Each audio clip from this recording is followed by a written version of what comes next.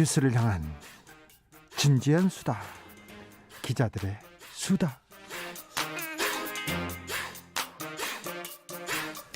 라이브 기자실 찾은 오늘의 기자는 한겨레의 김민아 기자입니다. 안녕하세요. 네, 안녕하세요. 네. 누나요?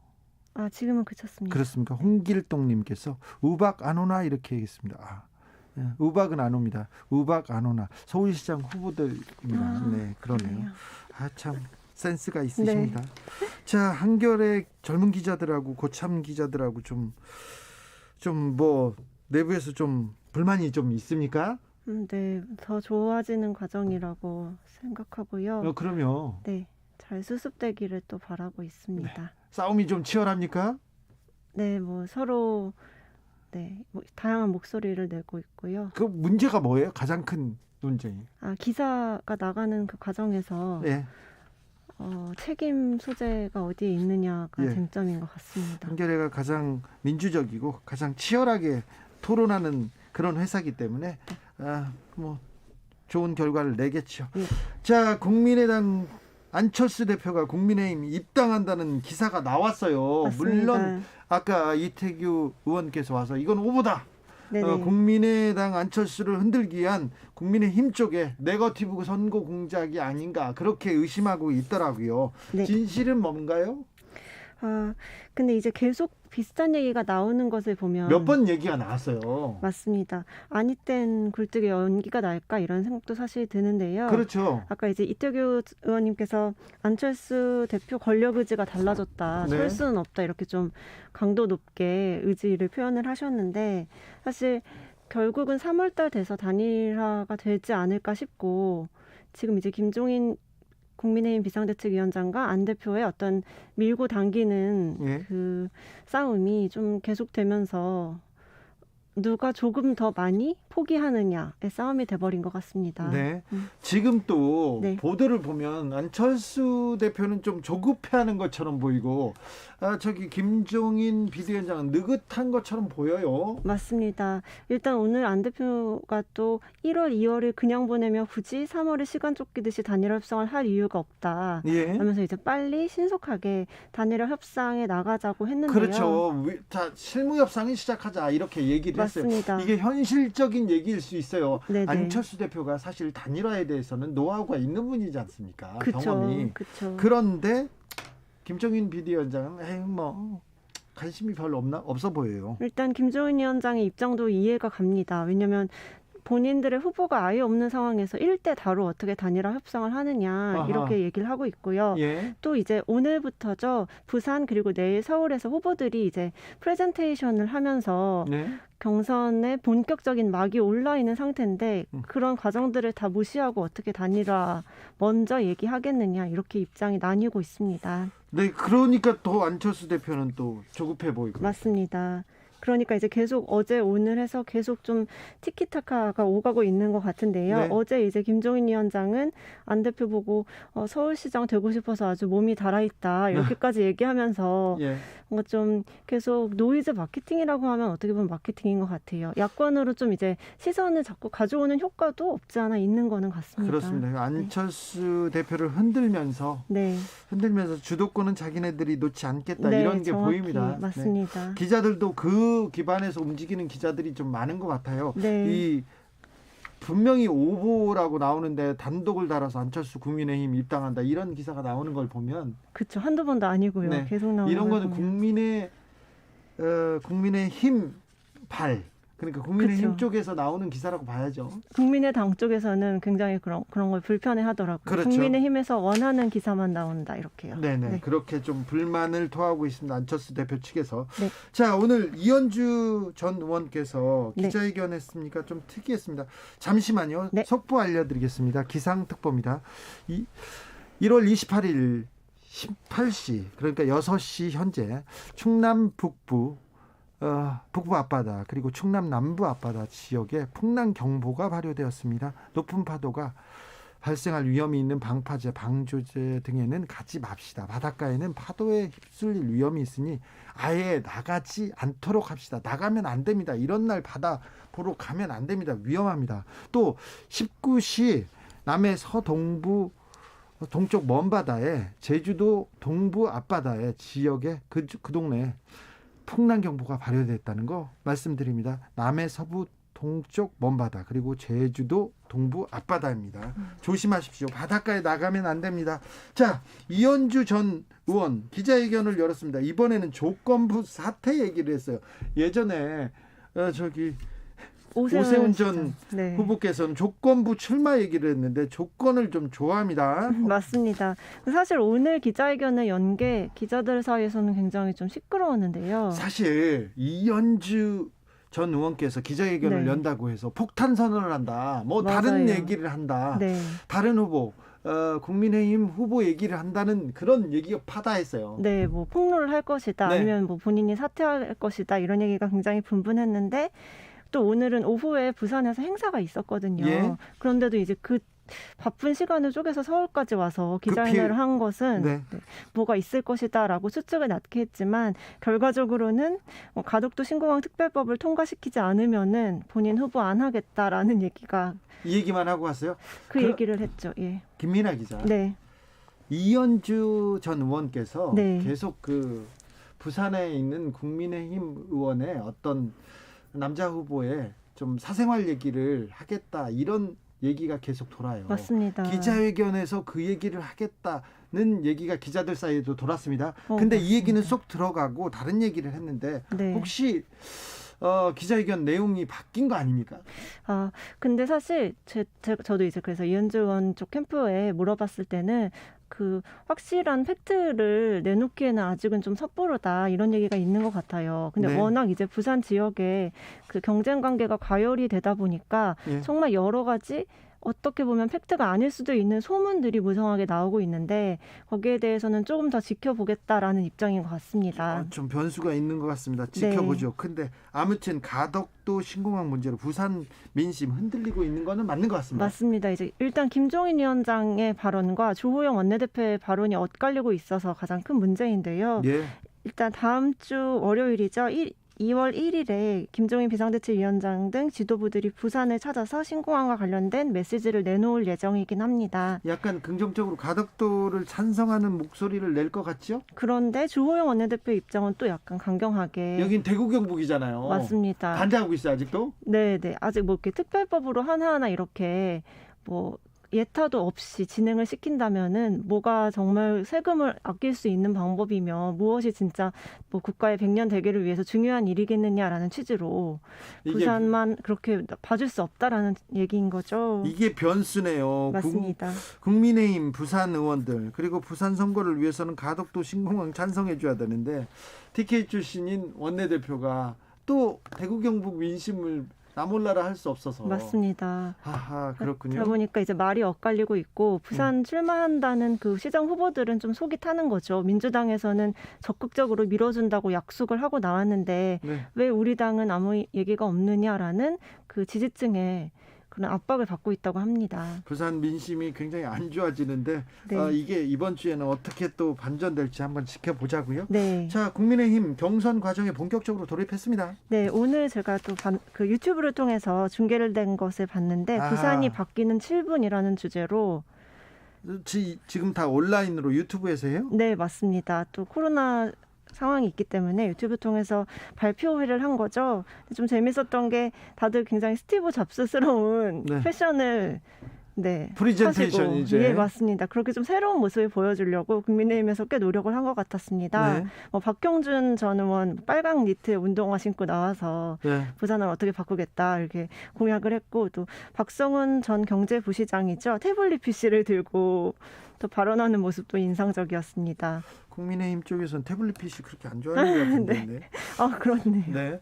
자, 국민의힘 조수진 의원 때문에 시끌시끌합니다. 오늘 너무 시끄러웠습니다. 네. 일단 여당이 조수진 의원에 대해서 국회 윤리위원회 제소를 밝혔는데요. 고민정 의원을 후궁에 빗댄 그 발언이 너무 역대급 망언이다. 윤리위 제소뿐만 아니라 뭐 이른 시간 안에 처리할 방법까지 심도 있게 논의하겠다라고 강한 입장을 내놨습니다. 사실 그 발언이 역대급이긴 했어요. 맞습니다. 사실 이게 좀 성적으로 비하하는 발언이 될 수 있고요. 예, 후궁이 애를 낳았어도 아유, 네네. 그렇죠. 맞습니다. 네. 그리고 또 그러자 이제 조수진 의원이 사과글을 올리기도 했는데요. 어제까지만 해도 강경하게 뭐 이걸로 그러냐고 계속 얘기했었는데 어제는 또 기자들과 마찰을 빚어서 네. 그것 또한 기사화되기도 했었습니다. 그런데 페이스북에 글을 쓰긴 했어요. 네, 오늘은 뭐 저의 비판이 애초 취지와 달리 논란이 된 점에 대해서 유감을 표한다. 고민정 의원에게도 미안하다 이렇게 밝혔고 네. 또 뭐 비유적 표현이었다. 약간 해명을 그렇게 한 거죠. 본래 취지와 달리 모욕이나 여성 비하로 논란이 되고 정치적 논쟁의 대상이 됐다는 사실이 안타깝다. 뭐 여성 비하의 정치적 논란거리가 됐다는 게 가슴 아프다. 이렇게 뭐 사과의 뜻을 밝혔지만 여전히 논란은 이어지고 있습니다. 그렇죠. 여성 비하나 모욕으로 들릴 만한 비유적 표현이었어요. 너무 과했죠, 정말. 예, 네. 과했죠. 국민의힘에서는 이걸 또 국민의힘 비대위원장 김종인 비대위원장이 이런 발언들 안 좋아하는데. 맞습니다. 근데 발언에 대한 뭐 입장은 없었고 얘기 안 하더라고요. 네, 조수진 의원이 사과문을 올린 것에서는 페이스북에 좋아요를 누르셨더라고요. 김종인 비대위원장이? 예, 맞습니다. 그리고 이제 오늘 그 국민의힘 성폭력 특위에서 기자회견을 한 게 있었는데 네. 이것 때문에 한 건 아니었고 다른 것 때문에 했는데 이제 기자들이 당연히 물었습니다. 이 발언이 뭐 여성 비하의 발언이 될 수 있으니까요. 그러자 이제 성폭력 특위 위원장인 김정재 의원이 뭐 유감을 표명한 것은 시의적절했다. 정치인들은 본인이 하고자 하는 말에 빗대서 한 말을 할 경우에도 좀 더 신중하게 해야 된다. 이 정도로 말을 아끼는 모습이었습니다. 정치인들은 재밌어요. 어떤 네. 잘못을 하면 잘못한 부분에 대해서는 또 얘기를 안 하고 유감 표명하지 않으면 유감 표명은 시적절했다 이렇게 넘어가잖아요. 그거에 포커스를 맞추는 것도 그렇죠. 네. 예, 참 이게 뭐 고수라고 볼 수는 없는데 좀 그렇습니다. 0773님께서 지금 강풍 불어요. 강풍 부는데 강풍보다 더 많이 날아다니는 게 오보 기사들이네요. 그렇습니다. 선거철에 특별히 정치 기사 단독 달고 나와도 그거 좀 다 그대로 믿으면 안 됩니다. 특정 정파, 특정 정당 중심으로 이런 기사 마구 쏟아집니다. 자, 잘 눈과 귀를 열고 보셔야 됩니다. 어렵다, 힘들다 그러면 주진우 라이브를 들으시면 됩니다. 저희가 네. 잘 정리해 보겠습니다. 서울시장 보궐선거 후보들도 본격적으로 움직이고 있습니다. 네, 좀 이제는 민생 현장을 많이 방문하려는 그런 모습이 보이는데요. 그러니까요. 대체로 시장, 노후 아파트, 그리고 최근에는 홍대나 이태원 등 젊은이들이 많이 모이는 곳에 잇따라 방문을 하는 모습이 눈에 띄었습니다. 본격적인 선거철이에요. 네, 일단 뭐 국민의힘 후보들은 대체로 노후 아파트를 계속 방문하고 있는데요. 재건축, 재개발 내가 하겠다 이렇게 하죠. 네, 부동산 공약에 완전히 이제 올인을 해서 네. 공약을 마구 쏟아내는 모습이고, 뭐 나경원 의원 같은 경우에는 첫 현장으로 금천구 40년 된 아파트에 갔었고, 어제도 강남구 음마 아파트를 찾아서 재건축, 재개발 규제 풀어주겠다 이렇게 공약을 했고, 안철수 후보도 갔더라고요. 네, 안철수 후보도 구로구의 노후 아파트 단지에 돌아봤었고요. 예. 또 이제 이번에 코로나 상황이 좀 심하다 보니까 심각하다 보니까 의료계를 잇따라 방문하는 모습도 보였습니다. 네, 그리고 또 노인에 가고 맞습니다. 그렇습니다. 네. 네. 그러다 이제 젊은 사람 있는데도 또 꼭 간다고 대학교 앞에 어디 젊은 사람들 많이 모였는데. 네, 맞습니다. 그 출마 선언을 홍대 클럽에서 한다고요? 네, 31일이죠. 이번 돌아오는 일요일에 금태섭 전 의원이 서울시장 출마 선언을 하겠다고 밝혔는데요. 홍대 클럽 프리즘홀에서 하겠다 이렇게 밝혔습니다. 왜 그런지는 알겠어요. 그런데 네. 금태섭 전 의원한테 국민의힘에서 지금도 관심 있는 사람들이 있습니까? 근데 사실 안철수 대표보다는 확실히 관심도는 떨어지고 있는 것 같습니다. 아무래도 뭐 지지층이 확실히 있다고 보지는 않는 것 같고요. 그래서 사실은 안철수 대표와 금태섭 전 의원이 이제 함께 묶여가지고 야권의 제3지대에서 같이 경쟁해 버리자 이런 목소리를 같이 내고 있는 거고요. 지금요? 네네, 그렇죠. 어떻게 두 분 사이가 안 좋은데? 근데 또 이런 상황에서는 뭉칠 수밖에 없는 것 같긴 합니다. 아, 그렇군요. 네. 안철수 금태섭 후보의 사이가 안 좋은데 또 선거 과정에서 이 선거 지형을 만들기 위해서는 둘이 또 손을 잡을 수밖에 없다. 네, 힘을 합쳐야죠. 소수당에서. 예. 자, 정치 묘해요. 참 네. 신기합니다, 정치인들. 자, 지금까지 기자들의 수다 한결의 김민아 기자였습니다. 감사합니다. 감사합니다. 정치 피로, 사건 사고로 인한 피로, 고달픈 일상에서 오는 피로. 오늘 시사하셨습니까? 경험해보세요. 들은 날과 안 들은 날의 차이. 여러분의 피로를 날려줄 저녁 한 끼 시사 추진우 라이브.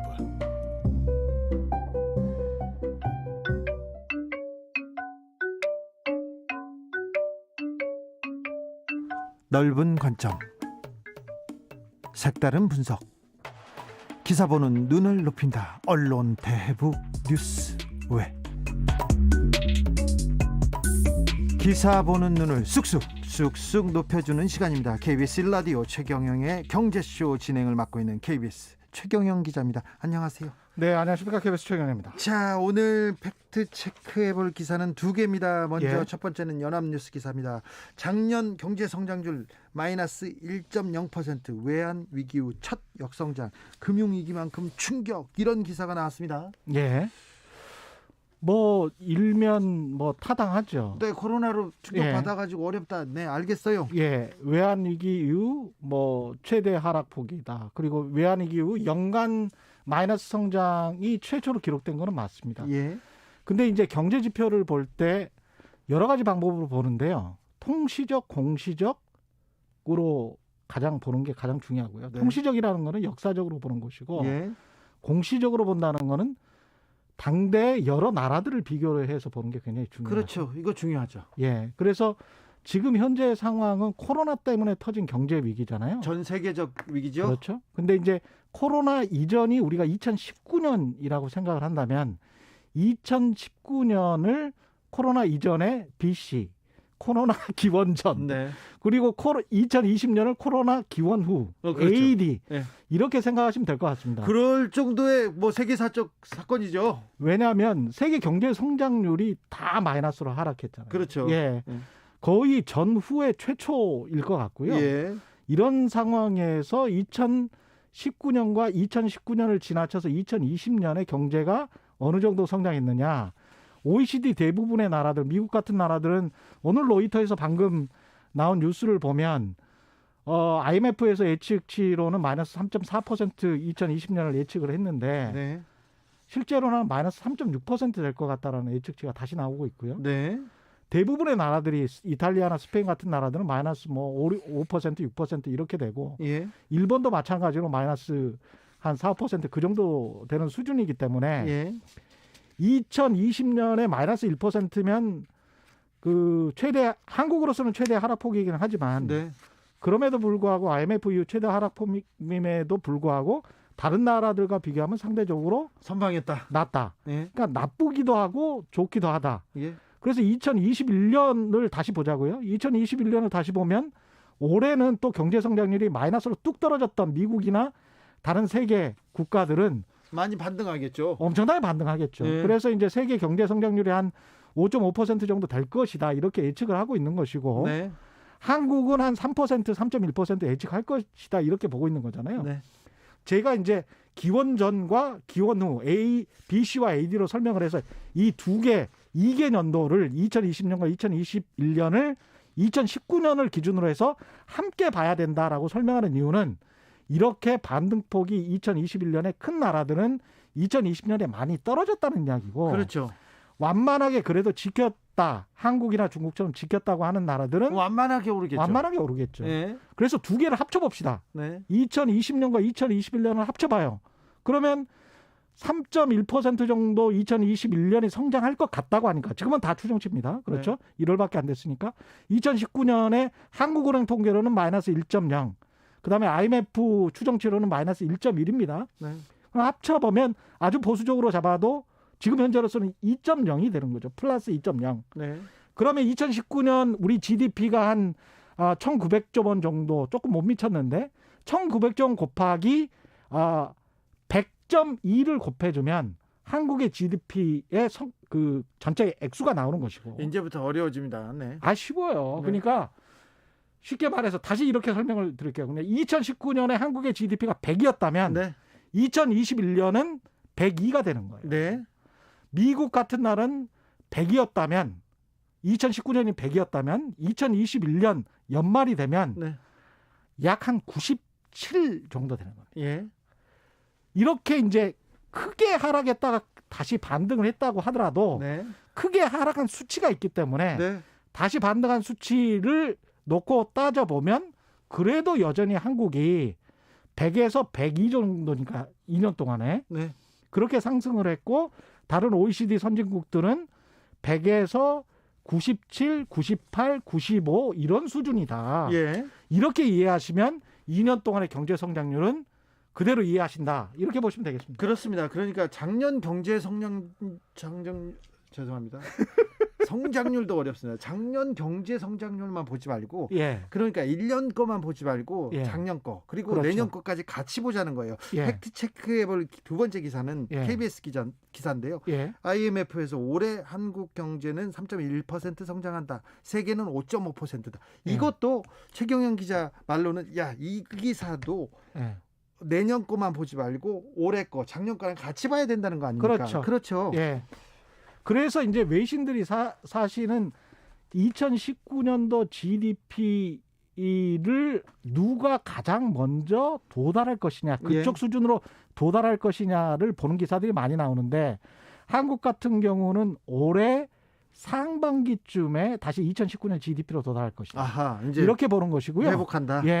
다른 선진 국가들 같은 경우에 특히 미국이나 이제 유럽, 그다음에 일본까지 포함해서 이런 나라들 같은 경우는 2021년이 다 끝나거나 또는 2022년이 돼야 2019년의 GDP 수준으로 돌아갈 것이다. 자, 그러니까 코로나의 이 그 여파를 우리나라는 상반기면 극복하고 지나갈 거고 다른 나라는 연말까지 갈 것이다. 이렇게 보는 거잖아요. 그렇죠. 우리는 그러니까 좀 선방하고 있고 잘 해나가고 있고 한국 경제는 조금 더 빨리 회복될 것이다. 이렇게 봐도 되는 거죠. 그렇죠. 상대적으로는 상당히 선방하고 있는 겁니다. 네. 그래서 이제 결과적으로 봤을 때는 우리가 G7에 들어가 있던 이탈리아 같은 나라도 국민 총소득 GNI라고 있어요.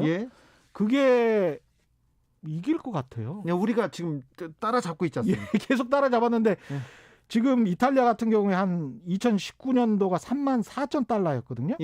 근데 우리가 33,000달러였는데 이게 우리가 뚝뚝 떨어졌다가 이제 다시 올라가는 거잖아요. 2021년에. 근데 이탈리아는 더 뚝뚝 떨어졌다가 조금 올라가는 거기 때문에 아까 100에서 102로 올라가는 것과 100에서 겨우 이제 2021년 말에 98, 7 수준으로 회복하는 것 이런 것들을 감안해 본다면 이탈리아를 올해 1인당 국민 총소득 GNI에서 따라잡을 것 같아요. 가능성이 있다.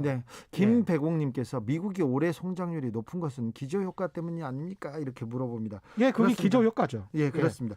다른 경제 수치들도 조금 살펴봐 주세요. 한국 경제 어떻게 흘러갈까요? 여러 가지로 봐야 되겠죠. 일단 수출 같은 경우는 2018년이 굉장히 좋았잖아요. 우리 경제 지표들이 사실은 2018년이 다 좋았습니다. 2018년이 다 좋았고 2019년이 안 좋았고 2020년이 또 안 좋았죠. 그래서 당연히 수출 같은 경우도 2019년, 2020년 그다음에 2021년에 다시 반등하는 그런 식으로 나타나고 있는데 여기서 중요한 거는 전체적으로 세계 경제의 규모가 쪼그라든 거 아니에요. 경제 성장률이 줄어들었다는 겁니다. 그렇죠. 2020년에. 쪼그라드는 상황에서 무역 규모는 다시 줄어들 것이고 그럼에도 불구하고 2020년에 2019년에 비해서 흑자액이 한 100억 달러 정도 더 나왔다는 것. 그래서 그런 측면에서 상당히 선방했다. 그리고 2021년은 더 흑자액이 더 나올 것이다. 무역 수지 흑자액이. 그런 측면이 있고 그다음에 이제 상장사 영업이익이 있습니다. 상장사 영업이익이 2018년에 거의 200조 원 가까이 됐어요. 코스피.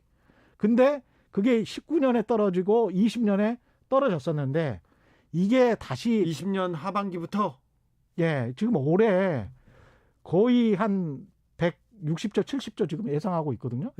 코스피 상장사의 영업이익을.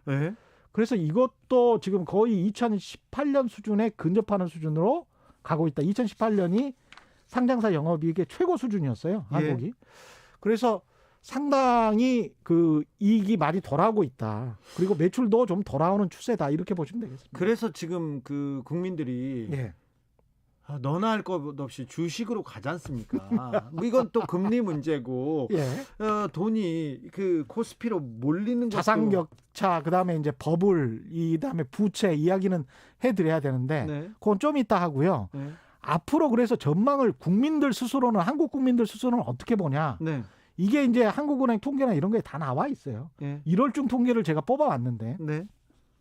제조업 지수 같은 경우는 1월 중에 업황 BSI라고 있습니다. 비즈니스 서베이 인덱스라고 해서 네. 경기 실사 지수 같은 건데 사람들한테 제조업체 한 2, 3천 개에 딱 물어보는 거예요. 당신들 앞으로 경기가 좋아질 것 같아요? 어떨 것 같아요? 이렇게 물어보는 거죠. 그러니까 전월에 비해서 한 3포인트 상승해가지고 85가 됐습니다. 엄청 그럼 높은 거네요. 예, 85면 엄청 높은 건 아니고요. 100 이상이 되면 100 이상이 예, 아주 경기 전망이 좋다. 예. 뭐 이렇게 되는 것이고 85 정도면 추세는 올라가고 꺾인 있고. 것들이 이제 상당히 많이 올라갔다. 네. 모든 나라들이 보통 3, 4월의 추세가 가장 저점이었다가 우리는 보통 한 70 정도, 60 정도까지 떨어졌다가 쫙 올라온 거죠. 근데 우리가 이제 가장 문제가 되는 것이 제조업은 이렇게 좋은데 비제조업 있잖아요. 네. 비제조업이 뭐겠습니까? 보통 이제 서비스업 아니겠습니까? 우리가 내수가 안 좋다 그러잖아요. 예. 이 내수는 전월에 비해서 지난달에 비해서 1월에 2포인트 정도 상승해서 70이거든요. 근데 아까 제조업이 85라 그랬잖아요. 네. 그러니까 서비스업이 제조업에 비해서는 우울하네. 아직도 우울하다. 네.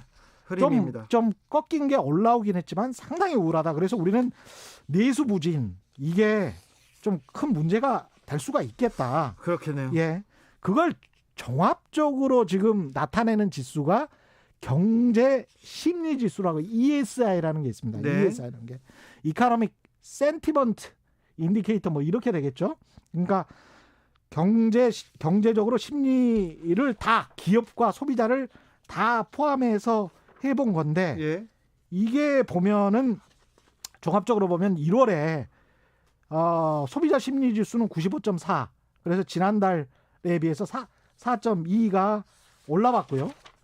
그다음에 1월 경제 심리 지수는 93.1이에요. 그래서 지난달에 비해서 7포인트가 상승했습니다. 경제 심리는 일단 조금 상승 국면에 있고 상당히 상승 국면이죠. 그러니까 한 달 만에 7포인트가 상승해서 93이니까 예. 아직 100을 채우지는 100 이상이 되지는 못했습니다만은 그럼에도 불구하고 이 추세는 굉장히 가파르게 지금 상승하고 있는 것이다. 네. 이렇게 볼 수 있겠습니다. 추세는 그런데요. 그러면 예. 자, 한국 경제 그럼 어떻게 봐야 될까요? 그리고 이런 상황에서 정부는 어떤 역할을 해줘야 할까요?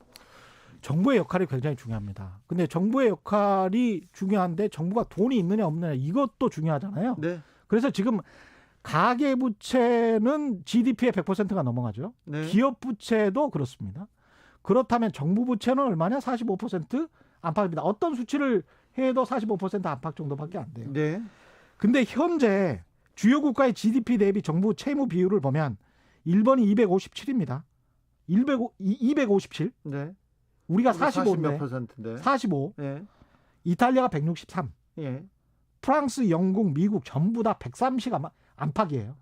일본이 상당히 심각하네요. 257이죠. 근데 일본 심각하다라고 해서 엔화가 예. 완전히 그냥 가치가 하락해서 뭐 일본 난리 났다 그런 소리 들어보셨어요? 일본에서는 또 심각하게 생각하지도 않더라고요. 전혀 그렇지 않죠. 네. 왜냐하면 일본 국채를 다 일본 은행이 가지고 있어요. 예. 일본 국민들이 가지고 있어요. 거의 대부분을. 네. 근데 우리나라도 마찬가지예요. 우리나라도 우리가 발행한 국채의 85% 우리가 가지고 있어요. 네. 한 15%만 외국인이 가지고 있는데 우리가 그러면 그 외국인들이 갑자기 한국이 위험하니까 다 내놔. 원금까지 다 상환해. 그거 해봐야 한 1250억 달러밖에 안 되거든요. 네. 근데 우리가 가지고 있는 외화 보유 잔고가 4,400억 달러예요. 4,400억 달러. 그리고 제가 말씀드렸죠. 무역수지 흑자가 그렇게 그 안 좋은 상황에서 19년, 20년에 계속 났는데 그게 보통 500억 달러 정도 납니다. 네. 그러면 한 1250억 달러를 갑자기 단기로 이거 다 갚아라고 하면 돈이 있겠습니까? 없겠습니까? 한국이. 힘들죠. 그런데 돈이 많아요. 돈이 그냥 주면 돼요. 네, 그냥 주면 됩니다. 이런 상황이기 때문에 IMF 외환위기처럼 정부 채무 때문에 뭐가 큰 사단이 난다. 이런 상황은 전혀 아니에요. 네. 한국에서 만약에 문제가 발생한다면 그거는 가계부채예요.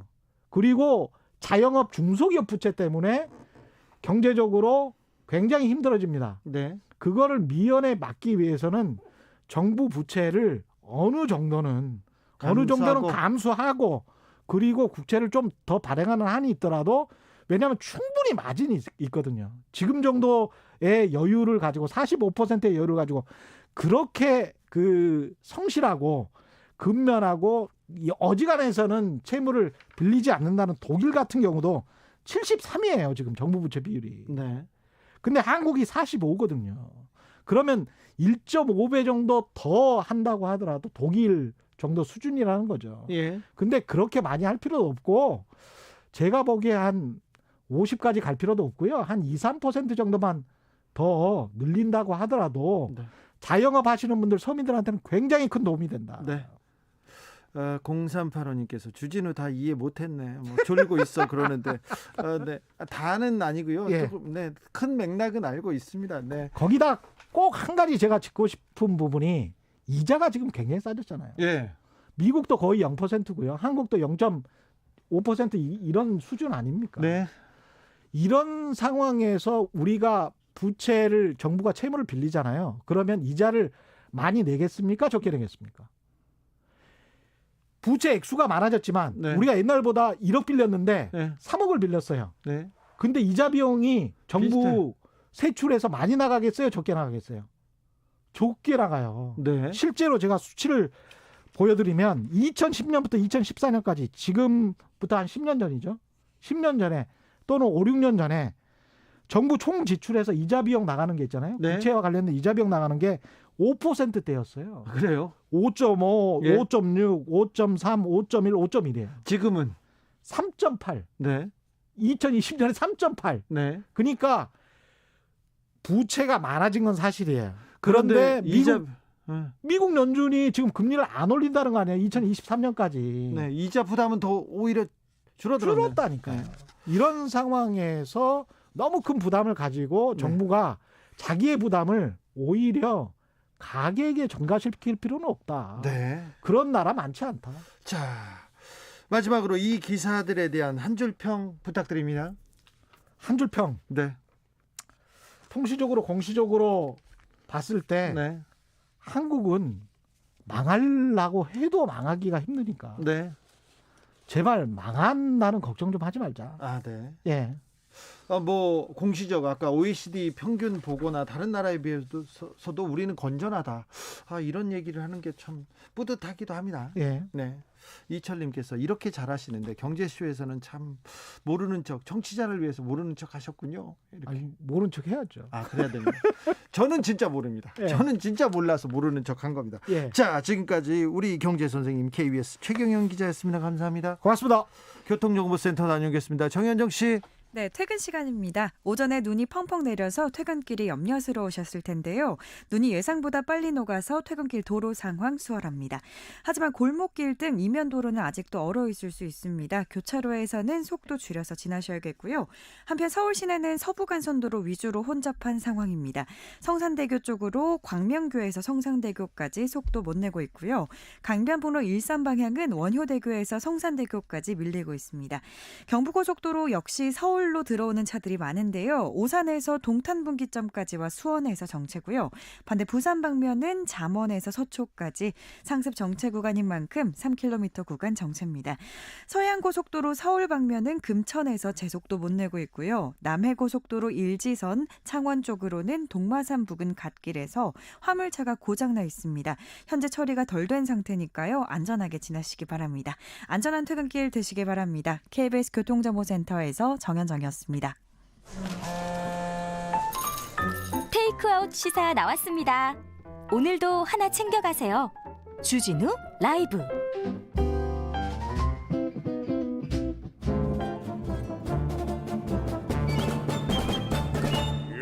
여기도 뉴스 저기도 뉴스 빡빡한 시사 뉴스 속에서 가슴이 답답할 때 뇌 휴식을 드리는 시간입니다. 한 달에 한 권 맛있는 책을 만난다. 월간 책의 맛.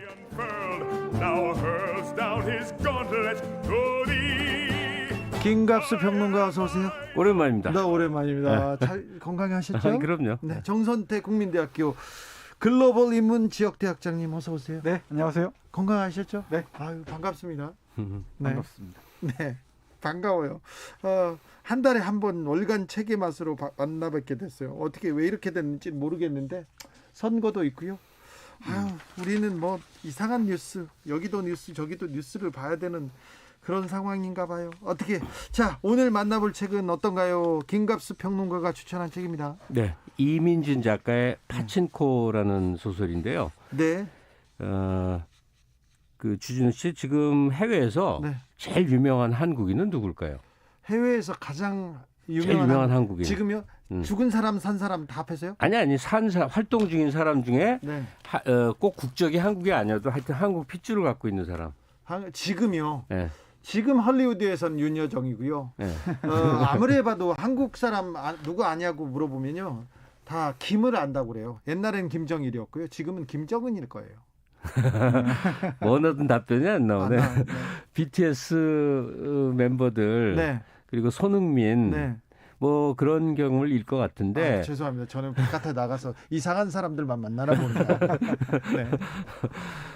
김정은도 유명한 그 한국계는 맞다. 네. 한국인은 아니지만. 예전에는 항상 물어보면 김정일 안다고 하고요. 그 다음에는 백남준 선생 안다고 하고요. 그 다음에 조금 있으면 통일부 문선명. 뭐 제가 만나는 사람들은 그랬습니다. 죄송합니다.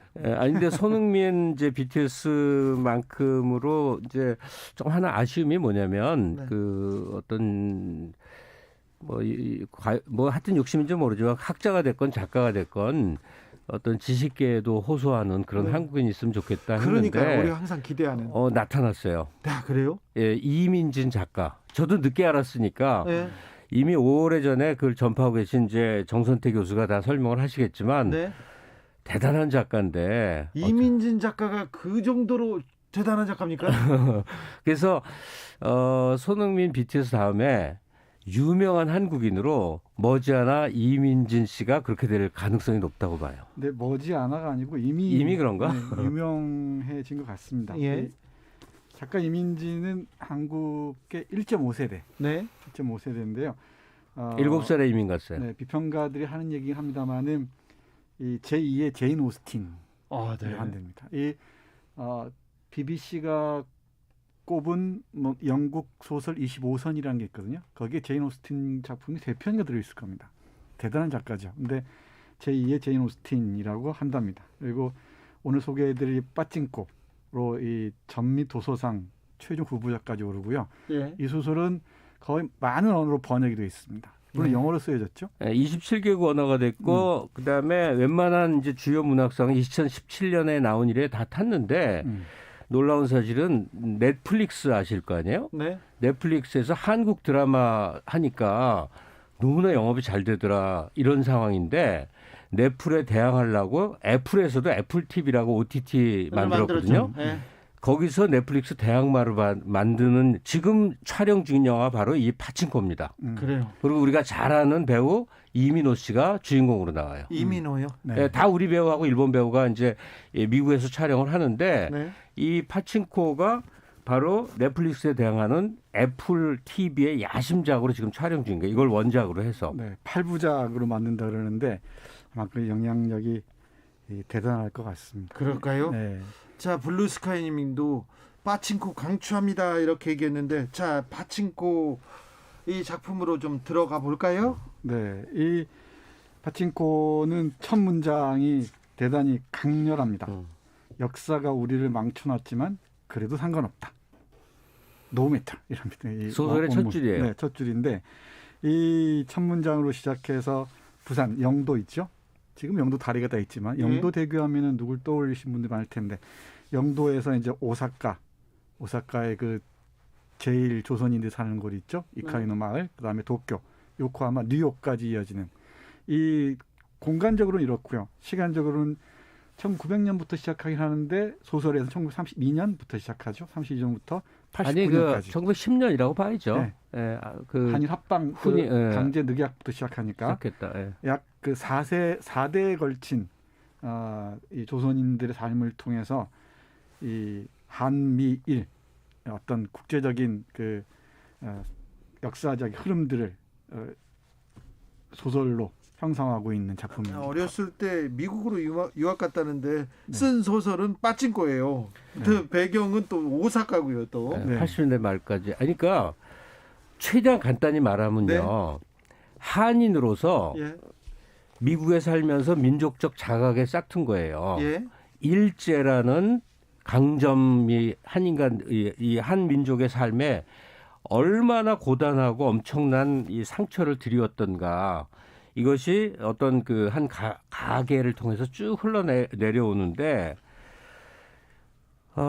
정말 자타가 공인하듯이 대단한 이야기꾼이고, 이 감정을 잘 드러내지 않고 이야기를 쫙 흘러가는 그런 스타일인데, 한국인으로서 이 책을 읽어내기가 또한 만만치 않은 면이 있는 게 너무 고통스러운 거예요.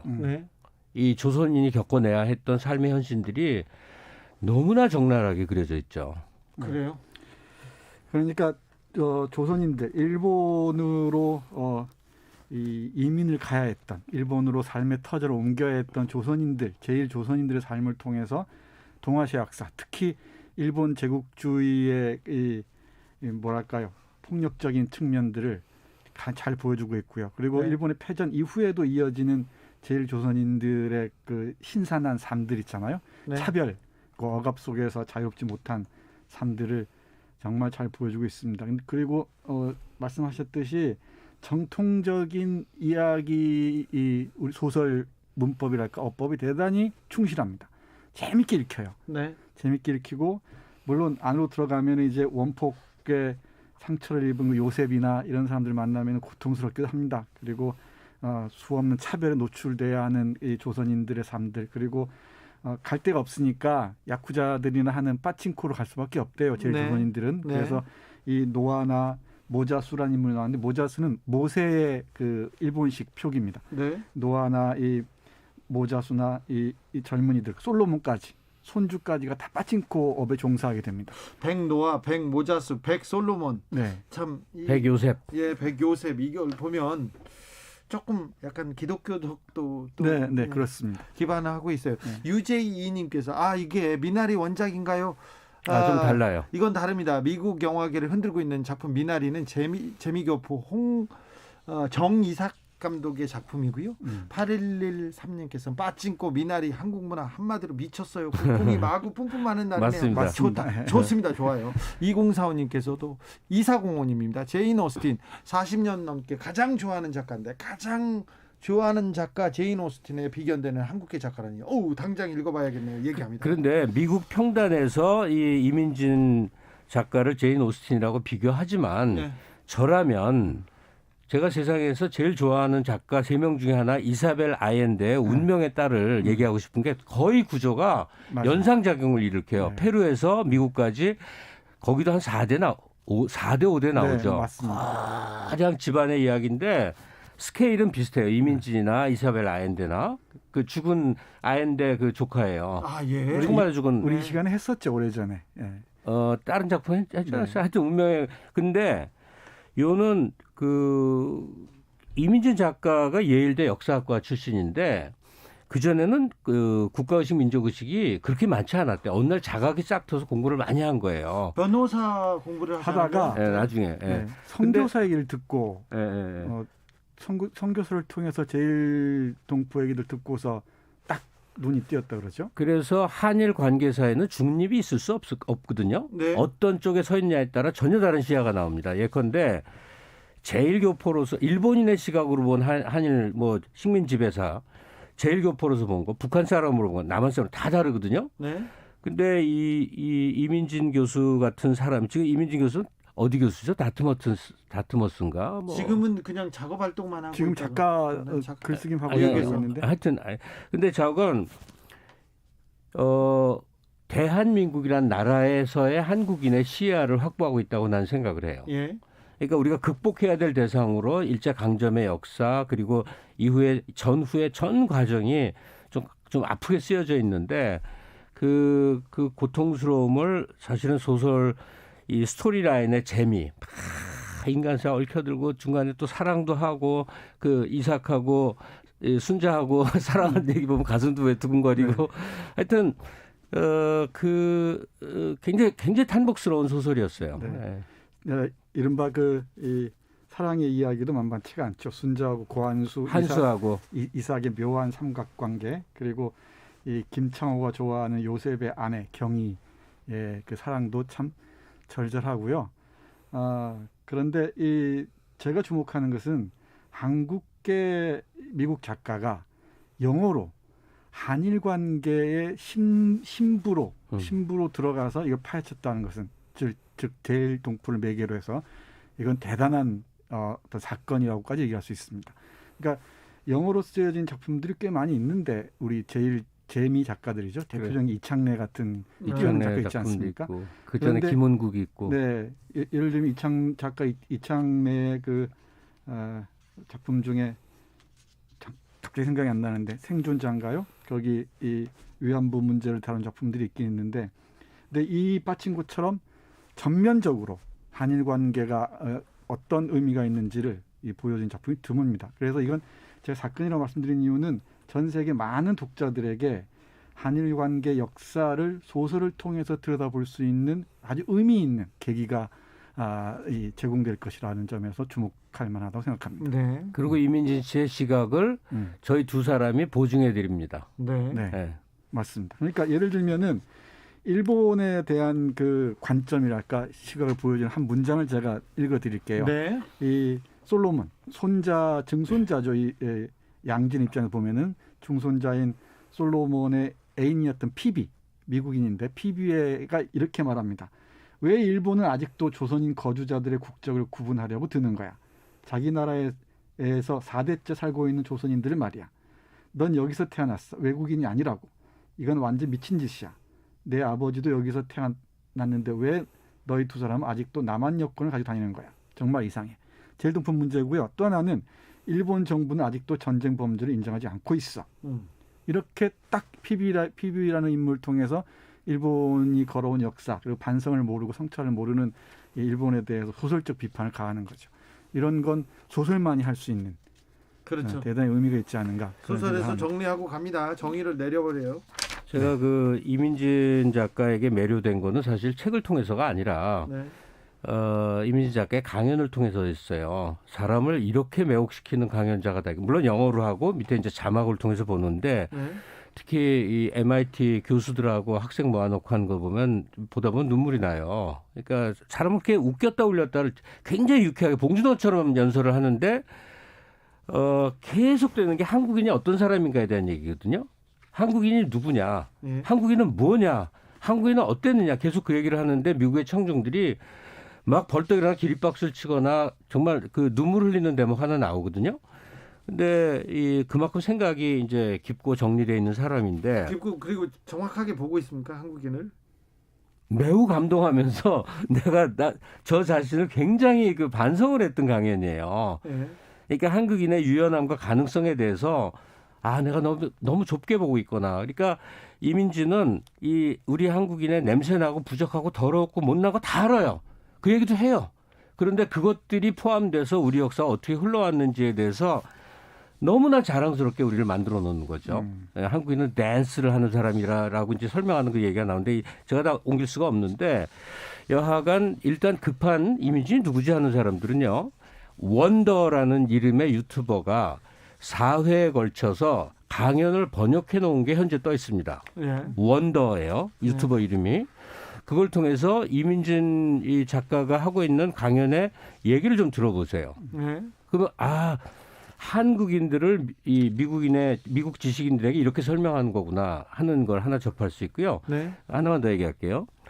저는 개신교인들이 교회 다니는 사람들이 이 소설을 꼭 좀 봤으면 좋겠어요. 왜 그러냐면 물론 이민진 씨 자신이 목사의 딸이고 본인도 기독교인이라고 밝혀요. 그리고 이 안에는 목사가 주인공의 일부가 돼서 기독교적인 얘기가 나와요. 그럼 뭐가 기독교인인가에 대해서 한번 생각해보게 만듭니다. 스스로 목사라는 사람은 자기가 희생하고 자기가 고통받고 자기가 이 속죄를 하는 사람이 그려져 있는데 글쎄요, 남더러 재물을 바치라고 그러고 남더러 회개하라고 그러고 남더러 그 희생하라고 하는 게 종교인가? 여기 등장하는 기독교인 본연의 그 이 희생적인 모습들 이걸 보다 보면 아마 많은 생각이 들 거라고 생각해요. 네, 이삭의 백이삭이라는 목사가 등장하는데요. 이 가게가 이 서북 지방에서 독립운동을 했던 집안이고, 네. 그리고 이제 이 백이삭은 일본으로 가는데 순자라는 여성을 구원해 주는 거죠. 결혼을 하면서. 그런데 일본에서 또 이 일제에 순응하지 않았다고 해서 감금당했다가 풀려나와서 바로 죽습니다. 37의 나이에.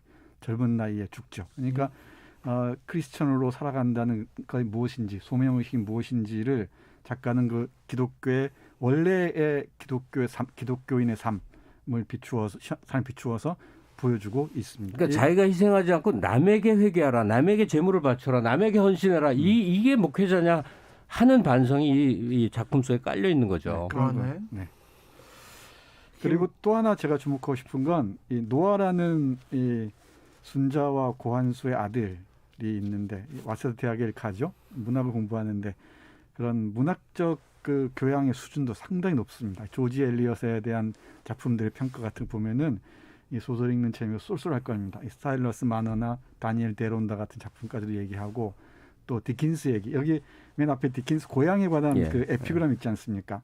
디킨스를 좋아했던 것 같아요.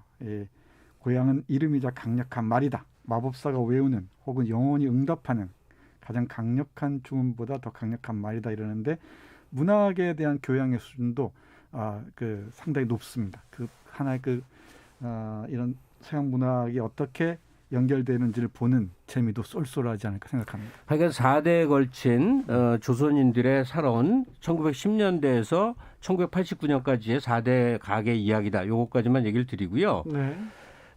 지금 10대, 20대들이 소설 읽을 기회가 있으면 이 이민진의 파친코를 꼭 한번 꼭 읽어보시길 권합니다. 왜냐하면 현재 이제 한국의 국군 어떤 상승 이후에 어떤 착오가 생기냐면 네. 한일이 비슷한 줄 아는 사람들이 아직 많아요. 네. 우리도 뭐 일본하고 다 찜짜 먹고 비슷한 줄 알아요. 뭐 일본에 대한 일단 두려움은 없습니다. 젊은 세대는. 네. 근데 지나간 역사를 좀 알아야만 네. 우리가 이 근육을 축적할 수 있습니다. 어떤 네. 역사가 우리 과거에 흘러왔었는지가 이건 분명히 소설이지만 네. 실제 자기 부모와 연관된 삶의 이야기가 아주 알랄이 박혀 있어요. 그러니까 사실과 그 무방하게 이야기가 흘러갑니다. 남편이 일본 사람인데 네. 이런 부분을 잘 좀 이렇게 적절한 균형 이런 거가 있었습니까? 네, 작가 이민진의 남편이 일본계 미국인입니다. 같이 한국계 미국인, 네, 일본계 미국인으로 네. 만난 거죠. 네, 아주 절묘한 그 포지션이라고 할 수 있겠죠. 근데 전체적으로 봤을 때는 균형 감각을 잃지 않고 있는 것 같습니다. 오히려 일본에서 얘기하지 않는 일본의 부끄러운 과거, 그리고 한국에서 미처 얘기 못하는 한국인들의 그 부끄러운 삶들까지도 아울러 얘기하는 것 같아요. 네, 이민진, 엄청나게 대형 작가가 나왔다는 김갑수 선생님의 극찬 그리고 정선태 교수님의 생각. 그래서 이민진 작가의 책은 또 찾아봐야 되겠네요. 일단 재밌습니다. 책이 없어요. 절판이 내가 얼마 안 찍은 거야. 그래요? 그러니까 우리가 이렇게 떠들어야 세 판을 또 찍겠죠. 지금 네. 찍고 있답니다. 지금 찍고 있을 거예요. 이게 우리가 열심히 떠들어줘야 되는데, 네. 야 이게. 지금 제일 교포분도 이렇게 한일 역사에 대해서 고찰하고 가슴 아파하는데 우리 자신이 이렇게 무심했구나. 더구나 네. 뭐 어려운 공부도 아니고 소설 읽는 건데 말이에요. 네. 네, 러브 스토리도 많이 나오고. 김주영님께서 김구 선생님의 희망대로 예언대로 한민족 문화의 중흥이 시작되고 있습니다. 이렇게 얘기합니다.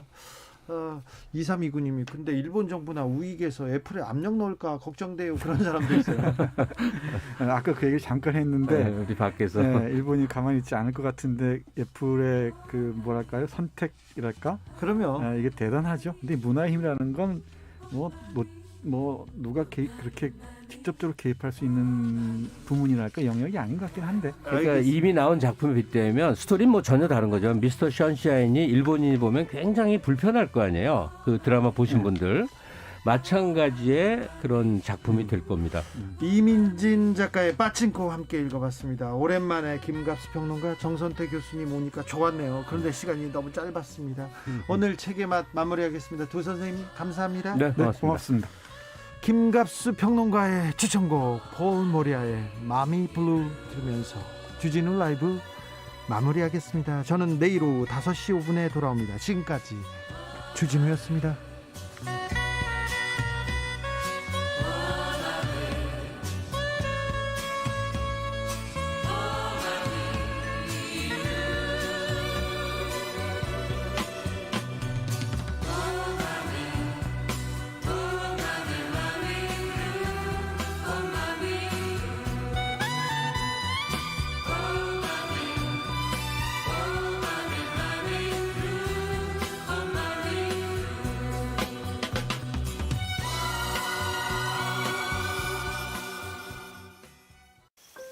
지구를 위한 새로 고침